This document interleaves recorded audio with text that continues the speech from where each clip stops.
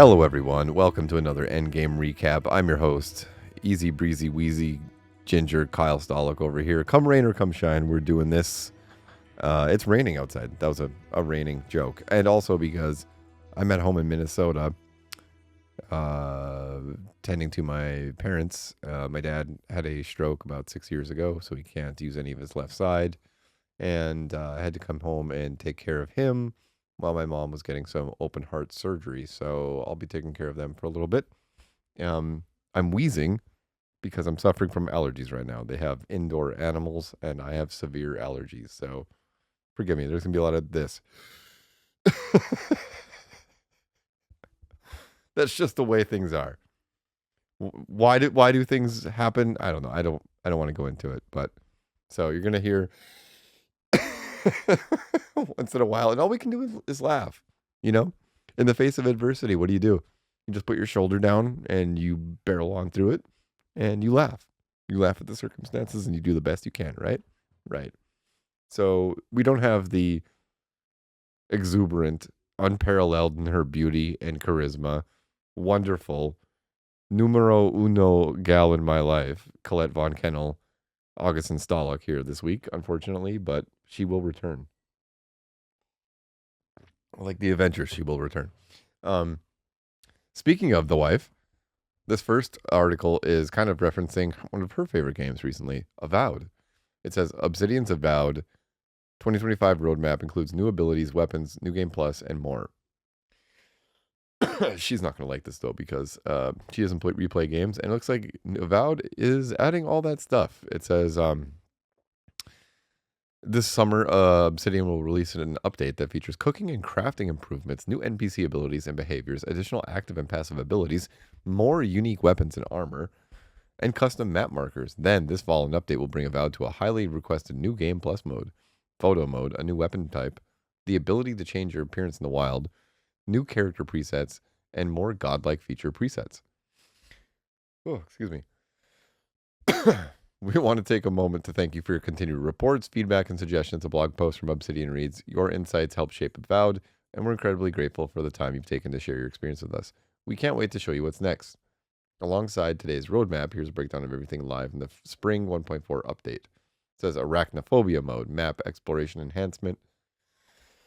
All right, we're going to take a deep breath. Critter loot drops, new party camp feature, improved soul pod functionality, and new settings options. I'm basically just reading that off for her, the one listener who cares maybe about that. What do you think about that though? Not you, Colette. What do you think about these games? You play them right at launch, and then they add all these functionalities later on.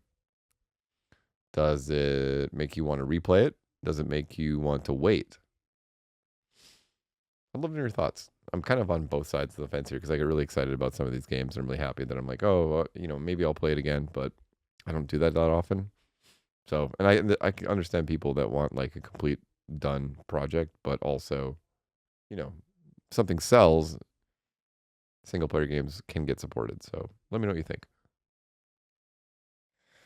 All right, lots of breathing pauses. Forgive me. So Arc System Works released statement on recent hacking incident and what we know of the Guilty Gear Strive leaks. So this was a big one. Guilty Gear Strive, Arc System, the creators of Guilty Gear, got hacked, and it says the source code for Guilty Gear Strive and 3 builds of the game were reportedly leaked online, according to Dexerto. While this could be a good thing for modders, it also opens the door to potentially malicious actors too. With the source code supposedly available, new hacks, exploits, and cheats should be developed that could impact the online play for Strive, which would be rough considering the game already previously had issues with they put this in quotes here, hacker man. Oh, we're struggling. We're struggling, everybody. And then their statement says, "We have recently become aware that our company equipment has been illegally accessed by a third party, which leaked our data to the public." And they're like, "Yeah, well, we're doing the best we can, yada, yada, yada." It just sucks. It just sucks that these things happen. They're a good company. I'm not saying if they're a bad company, be justified, but like they're a great company that makes great games that are beloved by the audience that plays them. It's like I'm not comparing the company to them, but it's like if Mr. Rogers, if someone like stole from him, you're like, what's wrong with you, man? He's a good guy. Go take, do a Robin Hood thing if you're gonna do that. If you're gonna exercise your need to thieve. I don't know. Go after the bad people. Who is that in the gaming industry? I don't know. I don't want to go there. This is largely a positive podcast. So, all right, breathing break. I really should have used my inhaler before I did this. It just kind of like flamed up right when I hit record, of course. All right, this next one, GoldenEye 007 inducted into Video Game Hall of Fame alongside Quake and Tamagotchi. Cool. Awesome. We like that, right? I'm just slapping my leg. Just kind of out of a nervous, can't breathe tick. Anyone else do that? Just me? Okay. This is a weird one this week. It's going to sound a little bit different too. So if you're like, oh, this doesn't sound like it normally does, different circumstances. World's top video game creator has a secret USB. What's inside will blow your mind. Says, oh boy. I got some water here. Let's try that. Let's try it. Okay. Can you hear the news that my dad's watching at full volume in the other room?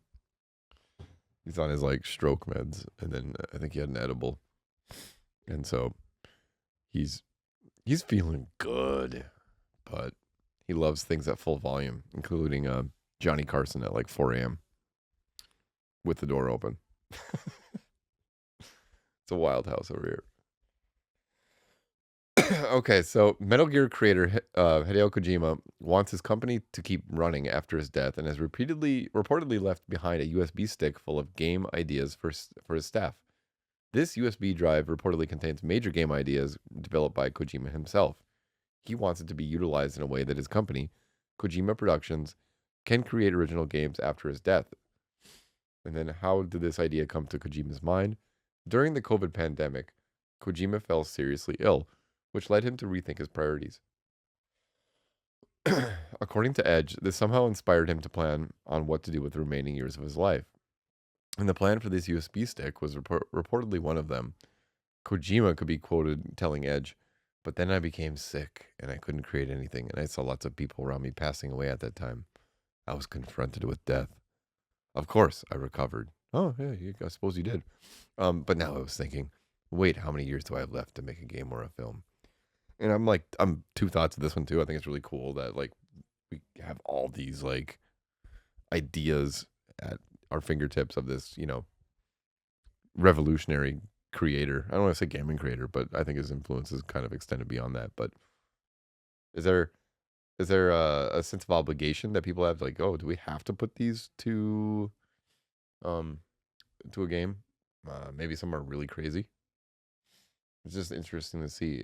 There was something kind of like this happened um, with the music. Woody Guthrie, I think it was Woody Guthrie.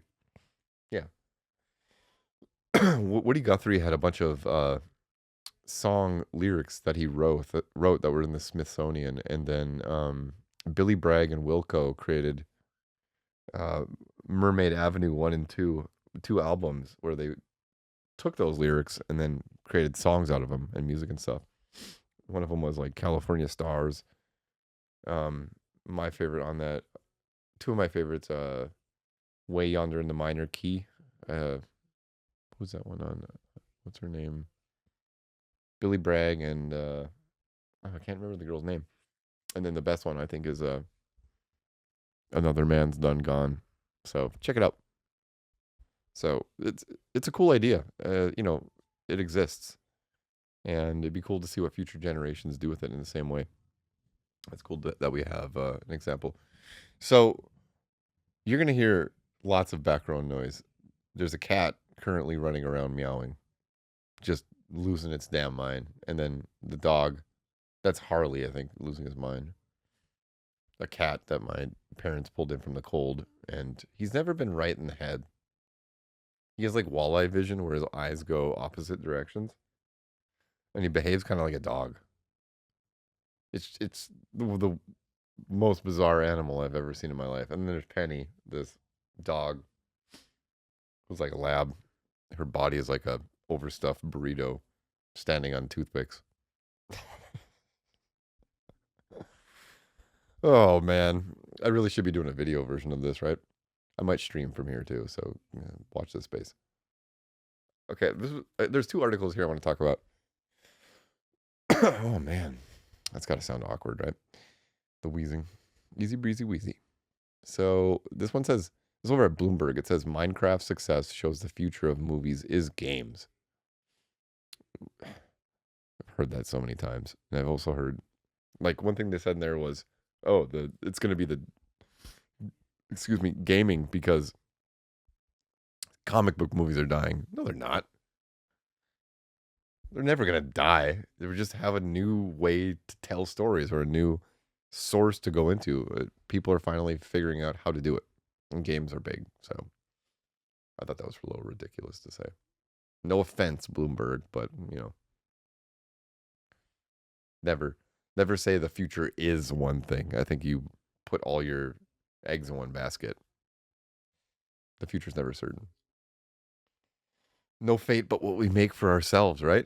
Anyone get it?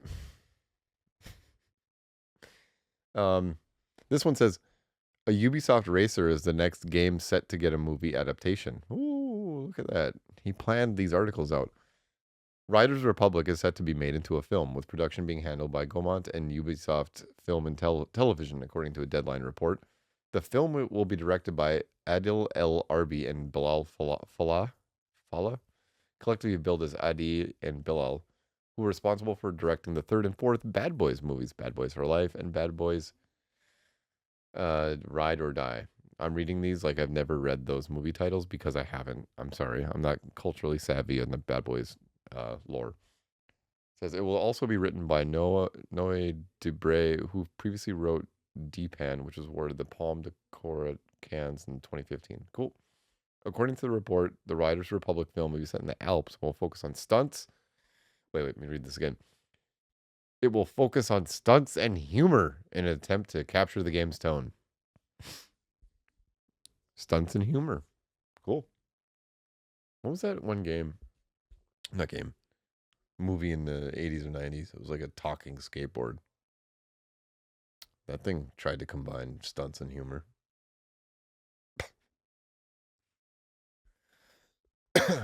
Here's one I don't want to read too much about, but it says Ubisoft remains unprofitable. Sales drop 17%. There's a lot of details in this.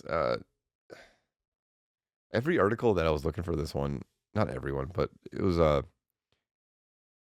really kind of like pointing at Ubisoft and laughing and kind of gloating and really happy that they are failing like this. And then one person said, like, their culture of toxic positivity will continue. And I don't know. I just get kind of a big ick in my stomach when we gloat that a gaming company's failing, especially as the industry is going through all the changes that it is now. I don't know. It just doesn't sit right with me. So I just want to kind of say, don't be one of those people if you can, please. Industry is a little rough right now. If we can all kind of band together, be positive, that kind of thing. Oh boy. This one says,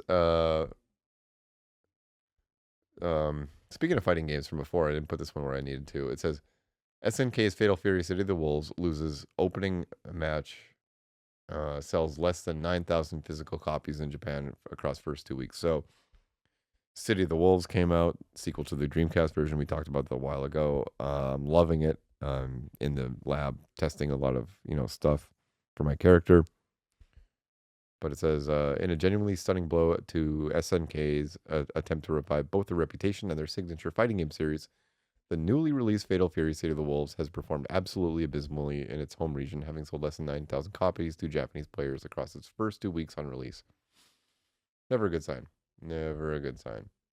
Hopefully they can right that ship a little bit, right? It's good. It's a good game. I haven't played it much online yet because I don't feel confident to do that. I usually go into the lab and practice every move and learn kind of situations so I can do it instinctually before I have to think about what do I need to do next. And sometimes it'll take me like 20, 40 hours before I get into online ranked. So, oh boy. Oh, it says, okay, this one I want to talk about because there's some bold claims here.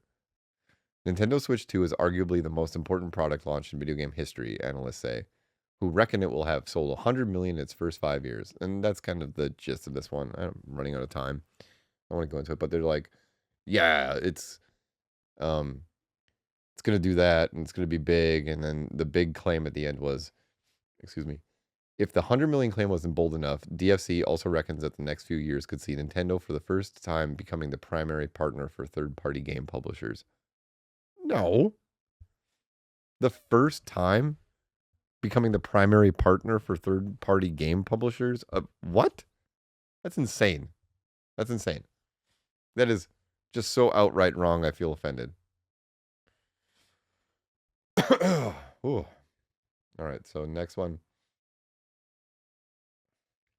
This one is oh yeah. So who doesn't love a good library in a video game, right? This article is kind of funny. It says best libraries in video games. And then number 9 is Croft Manor from Tomb Raider 1 and 3 remastered. 8, The Library in One Shot. The Miskatonic Library in Gibbous, a Cthulhu adventure. I don't know that one.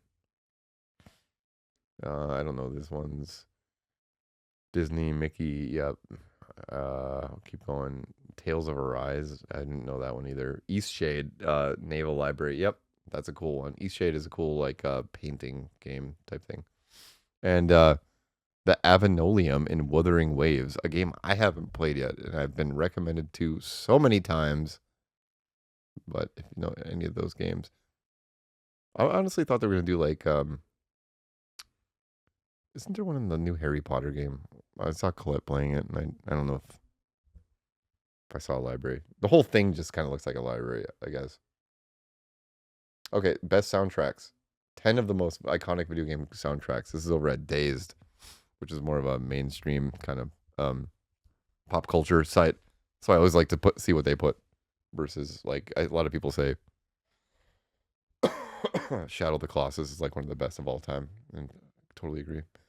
But someone says Grand Theft Auto 5, which honestly, that's I don't know if you can consider that. I guess you can, like licensed ones, but that the amount of uh, scope in the genre and the artists that they found before they kind of like broke big isn't yeah it's mind-boggling how smart they were with that one.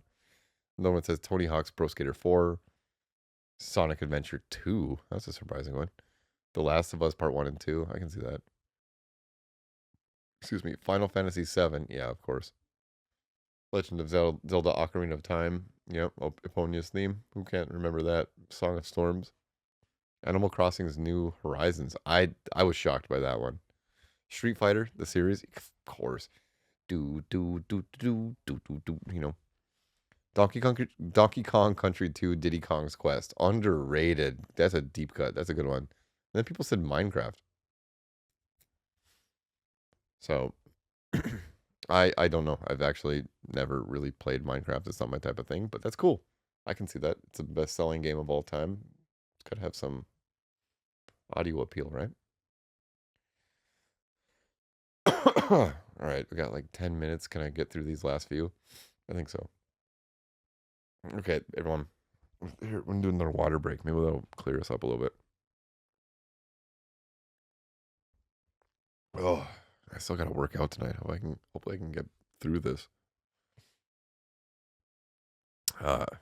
My parents have a bunch of outside cats, and there's this little one, a kitten, very very young. It could barely walk when I arrived, and all the outside cats like ran from me because they're kind of feral. But this little one, even the other kitten ran away from me, but this little one just ran right up to me. Every time I walk outside, it goes straight to me, and like sits on my boots or goes between my boots and just goes there. It's wonderful. It won my heart. I just look at him and I want to protect him forever. So I called him Courage. So it's my it's my little Courage. And I've needed him. Oh, you hear that? That's thunder. That's not a bowel movement. This one says, okay, now we're getting to like the bigger articles here. Video game design boosts students' literacy skills. Teachers generally frown upon students who play video games in class, but a public school in the Bronx has found a way to use video game design as an educational tool, and the results are astounding.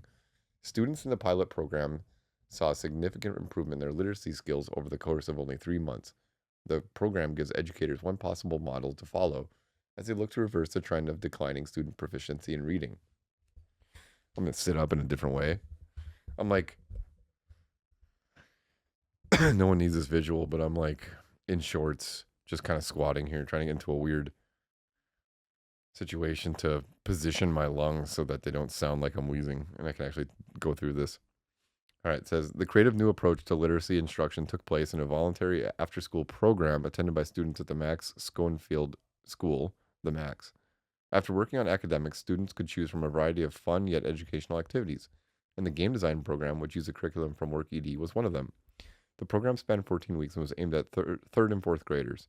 Students went through all the steps of creating a video game, including writing the storyline, creating characters, and building the world in which the game takes place. They designed their game using Canva, and they presented their work to a panel of parents and teachers, much like the show Shark Tank. During this process, the students practiced using complex sentence structures to explain their game. With the instructors using scaffolding techniques such as sentence frames to help them. For example, one sentence frame they were given was, as a cartographer for my game map, I will include blank and blank as points of interest because blank. Additionally, the students broaden their vocabulary by learning language that's critical to their academic success. In designing the map for their game, for instance, they learned words like legend and bird's eye view. WorkED assessed the participating students before starting the program, and then again once they completed it. Overall, the students saw 51% growth in their literacy skills as measured by their progress toward meeting Common Core ELA standards.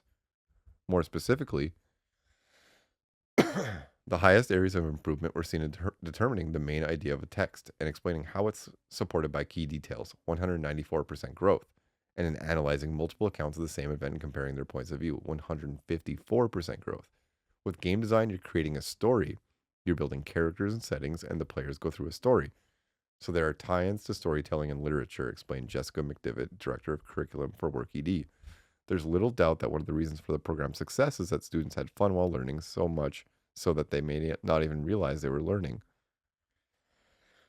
The video game design program was not focused solely on building literacy skills. It also taught students valuable professional skills that can also be used in the workforce. By sharing their process and final results Shark Tank style, the students learned how to communicate effectively and pitch their ideas. Most of what we were doing had to do with the standards for reading informational text, things like marketing and tailoring your game pitch for your audience, said McDivitt. She described the program as a blend between teaching students to read at a high level and be able to engage in the workforce and support themselves. Roxanne Letta, principal at the Max, said she was elated to see the students accomplish such significant progress in such a short amount of time. The students increased their vocabulary acquisition and improved their speaking skills by 50% in a couple of months. This is truly remarkable, she noted. I would love to expand on the number of students that engage in the program in the future. Boom. Boom. We can't ignore these things. If someone says that they boosted literacy skills by 50% in just a couple months, you have to pay attention, especially as we are constantly worried about the effects of short form media and how, kids aren't writing and learning that much. So, excuse me. I'm struggling. We're almost through. I got two more I want to tell you guys about. It says video game survey finds players alter behavior in response to climate themes. So this one says the survey embedded in some of the world's most popular games reveals that the majority of the nearly 200,000 gamers who filled it out responded positively to green messaging. Three-quarters said they made environmentally friendly behavioral changes after putting down the console. Launched in September by Swiss-based nonprofit Planet Play in collaboration with the United Nations Development Program, the Play to Act Gaming for Climate and Nature survey asked respondents how they felt about climate change and nature issues after playing games with green messaging or environmental content. The first round of data from the survey, which was completed by over 181,000 players from 189 countries, reveals 57% of respondents felt a positive impact from green oriented gaming. Nearly 25% said they felt more hopeful about potential solutions. Nearly 19% said they felt more informed, and a further 13% felt motivated to take action. Another 18% said playing green games actually left them feeling powerless and unsure about how it can help. The remainder of respondents, roughly one quarter, described themselves as either skeptical of, disinterested in, or unsure about environmental issues. Ugh. Asked whether they had ever played green-oriented games, 38% said they had done so a few times, while nearly 10% said they had played such games quite a lot. Within this group, more than 75% said green-oriented gaming encourages them to live greener lives, reporting efforts to reduce energy use or use public transport, 47%, as the most common habit shift, followed by greener consumption choices, 34%. More than 15% of respondents said green gaming had encouraged them towards some kind of passive community involvement in environmental causes, and more than 14% reported a move to active mobilization. Placed in 24 popular games, listen to this, including Smite, Angry Birds, Subway Surfers, Pokemon Go, and Nitro Nation. The survey circulated in Arabic, English, French, German, Italian, Japanese, Mandarin, Portuguese, Russian, and Spanish, the UNDP says in the release. Hopes are high that a second iteration of the poll, anticipated sometime this year, will reach many more players. With a combined reach of 80 million players per week, Play to Act is now the largest study of its kind, gathering insights on how players feel about the environment and how green games influence real-world behavior, Planet Play writes in a recent blog post. So there you go. Games are helping literacy, and they're helping people understand and be involved about climate change issues. Feeling good, right? We feel good. We feel good despite our bodies just completely failing us right now. Mainly in our lungs. Okay, here's the last one. This is a subject that I feel like is very relevant to today. And one that I try to bring up on this podcast in a positive way. So it says how video games can unlock gender euphoria for transgender players. A new study led by Monash University researchers has revealed how thoughtful video game design can help create gender euphoria for transgender people, offering new pathways to joy, identity, affirmation, and inclusive design.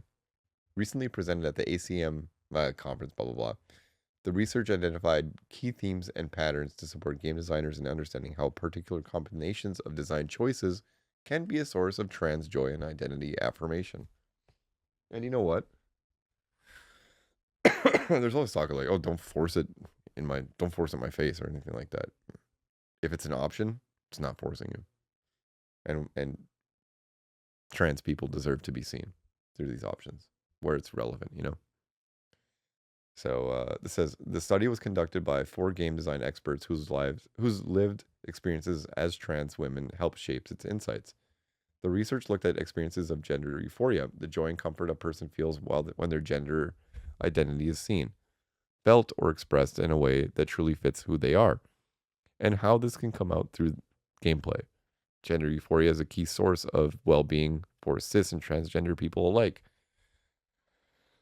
Yet it is often unremarked and unremarkable to those who experience it regularly. The researchers analyzed 25 games, including specific case studies from 4 popular games: Cyberpunk 2077, Celeste, Animal Crossing New Horizons, and One Night Hot Springs, to understand how specific design elements and storylines can lead to gender euphoria for trans players. Come on, lungs, we're almost done. Don't fail me now. The study found video games can create gender euphoria through thoughtful and inclusive design elements. Game developers can explicitly design for destigmatization, de-othering, self-expression, and self-disclosure, and in doing so, drive valuable dynamics and experiences for players. Game design expert and coordinating author of the paper, Associate Professor Phoebe Dugas from Monash University's Exertion Games Lab at the Faculty of Information Technology, said often trans experience in games are framed around trauma or exclusion, a trap she and her team fell into with their earlier research. This time, they were driven by hope.